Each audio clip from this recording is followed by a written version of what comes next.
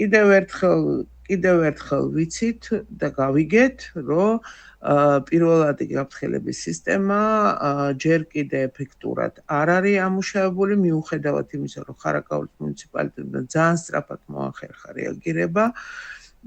პრევენციული ღონისძიებების გატარება ჩვენ სამწუხაროდ ჯერჯერობით მაინც არ შეგვიძლია ისე რომ მაქსიმალურად იყოს მიმდინარეობს ახლა მუშაობა ამ მიმართულებით და ვიმედოვნებ რომ ცოტა ხანში მაინც ჩვენ გვექნება რაღაცა პირველადი რეაგირების სისტემები გამართული ყველა მუნიციპალიტეტისთვის.